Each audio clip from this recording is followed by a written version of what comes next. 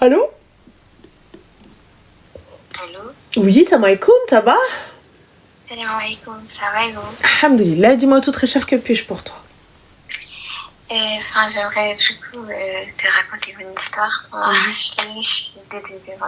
Il n'y a pas de souci, ma chérie, pas de problème. Quel âge tu as? J'ai 19, là je vais avoir 20 le 4 novembre. D'accord. Du coup, demain après. Alors, dis-moi, qu'est-ce qui se passe? Je vais recommencer. Du coup, je t'explique. Il y a eu ma maman qui est décédée à l'âge de mes 15 ans, Allah yarham. Jamais. Et ce qui a fait que je m'entendais pas très très bien avec mon père. Et la seule chose qui nous reliait, c'était ma mère. Mhm. Et en fait, le fait que ma mère soit morte, du coup, c'est ce qui a créé, il ne me parlait plus. Et les seules fois où il me parlait, c'était pour m'insulter, surtout par rapport à mes notes. Voilà. Donc au bout d'un moment, j'en pouvais plus. Ce qui a fait que j'ai dû aller déménager chez ma tante qui habitait à Lyon. Tu avais quel âge? J'avais 15 ans, j'allais partir sur mes 16 ans. D'accord, donc t'es partie chez ta tante à 15 ans et ton père a dit oui? À ce moment-là, il s'en fichait un peu de moi. D'accord, et ta tante a accepté de te prendre? Oui, c'est ça. Ok, et du coup? Du coup, à ce moment-là, je me sentais un peu mieux. Ça me faisait toujours mal parce que le fait du décès de ma mère, que mon père s'en fichait de moi, qu'il me frappait, qu'il m'insultait, qu'il me rabaissait, ça a créé une sorte de bulle. Je me renfermais énormément sur moi-même. Et je sortais de moins en moins. Et ma tante, du coup, avait une copine très proche qui avait un fils de mon âge. Mais il faut savoir que moi, j'avais pas forcément confiance avec les hommes par rapport du coup à mon père. Et il y a eu le frère de mon père aussi qui m'a fait subir des attouchements. Je sais pas si je peux le dire. Avec le live. Je pense que oui, j'en ai compris. Donc j'avais pas forcément confiance aux hommes. Et du coup, ça faisait 4 mois que j'étais chez ma tante. Et du coup, donc ce gars-là, tu l'as rencontré, qu'est-ce qui s'est passé?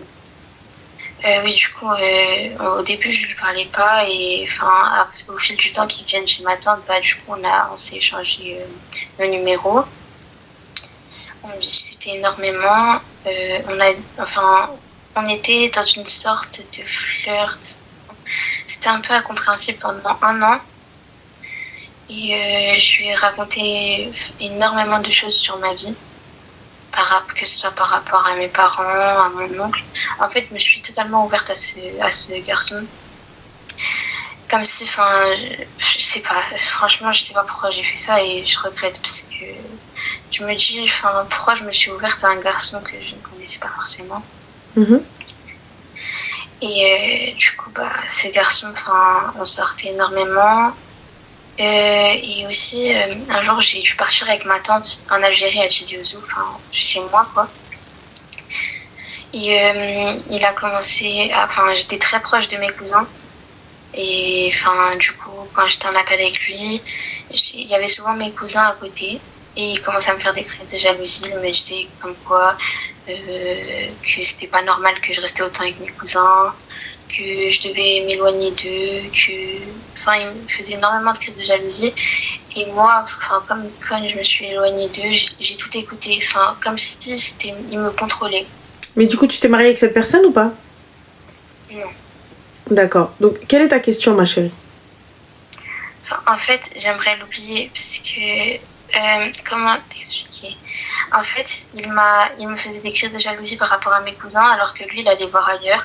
Et je l'ai pas. Oui, mais tu veux l'oublier, ma chérie, pourquoi? Étant donné que tu me dis oui, ce gars-là est chelou. Comment? Dis-moi. En fait, franchement, je sais pas. En fait, j'avais une sorte de confiance en lui et je voulais pas l'abandonner.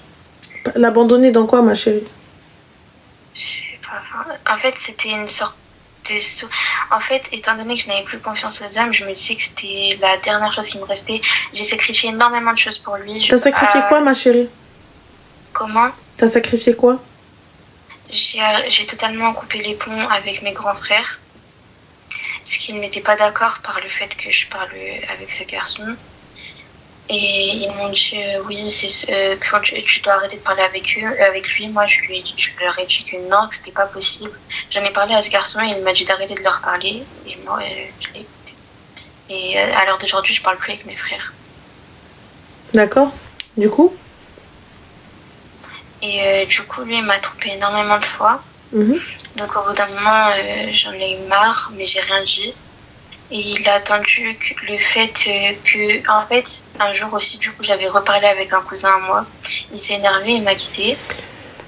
Et du coup, en ce moment, j'essaye de refaire ma vie, mais sans. En fait, je n'arrive pas à l'oublier. T'as appelé tes frères, ma chérie? J'ai essayé, mais en fait, je pense qu'ils ont dû changer de numéro parce que j'arrive pas à retrouver. Il faut que j'essaye de voir avec ma tante. Mais même ma tante, j'ai remarqué qu'on a pris nos distances. Bah, t'es chez qui là, ma chérie? Là, je suis chez ma tante, mais enfin, elle ne me calcule plus vraiment. Pourquoi elle te calcule plus? Par le fait que, du coup, j'ai dû arrêter de parler à toute ma famille pour ce garçon. Mais ma chérie, arrêtez de parler à toute ta famille pour un garçon. En quelle horreur! J'arrête de parler à toute ma famille pour un garçon qui m'apporte quoi? Franchement, je sais pas pourquoi je fais ça. Dis-moi. Bah là, il a encore temps d'aller parler à ta famille. Va voir ta tante, demande-lui pardon, parle avec elle. Appelle tes frères. Donc moi, tu me maries pas et tu m'imposes des choses. Et quand bien même tu m'imposes des choses et j'ai pas capté, tu veux quoi? Franchement, il me disait qu'il allait me marier. Ma chérie, il va te marier en t'interdisant d'aller parler à ta famille. Je sais pas, il me disait qu'il allait me marier, qu'il s'en fichait des autres filles, que c'était juste une préoccupation. Bah maintenant, une quoi? Une préoccupation. Préoccupation de qui? Un passe-temps. Donc lui, il va voir d'autres meufs, c'est un passe-temps, et toi, t'es quoi alors du coup? Franchement, je sais pas. T'es un passe-temps aussi, ma chérie. Donc alors, le passe-temps, il passe à autre chose ou pas? Donc tu vas voir ta tante, tu vas parler avec elle et appelle tes frères. Oui. Merci beaucoup. Voilà, et on s'excuse et on appelle ses frères. Et jamais, jamais, les liens du sang ne deviennent hauts. Pourquoi? Pour un kharraï? Les madarch biyal carte. Mon sang, c'est mon sang. Ma famille, c'est ma famille. Quand bien même ta famille, ta famille est dégueulasse, il n'y a que toi qui peux dire ça. Tu laisses personne mal parler de tes tiens. Le jour où tu laisses quelqu'un mal parler des tiens, c'est que tu lui laisses l'opportunité de ne plus avoir de respect pour personne et de n'avoir peur de personne. Moi, j'insulte ma famille, c'est ma famille, je parle comme je veux de ma famille. Toi, tu fermes ta gueule. Et tu dis Na'al Shaitan. C'est tout ce que tu dis. C'est tout ce que tu peux dire. Le reste, non. Si tu rentres pas prêt, tu dis rien du tout. C'est tout. Ne laisse personne t'éloigner des tiens. S'ils sont bons, c'est les tiens. Ils sont mauvais, c'est les tiens. Dans tous les cas, c'est ton problème. Tes frères, ils t'ont rien fait. Ton père encore, c'est légitime. Mais tes frères.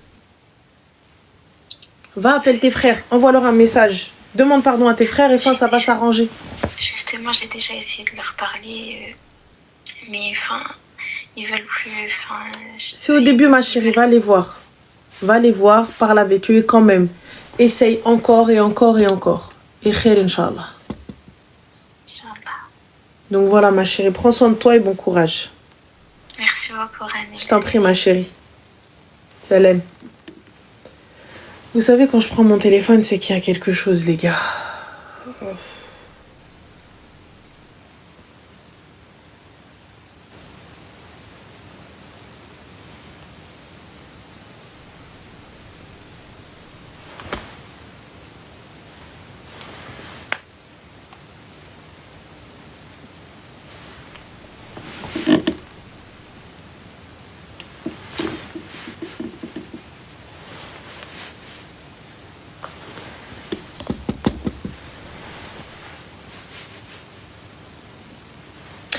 Donc là, avec ton piège à loup,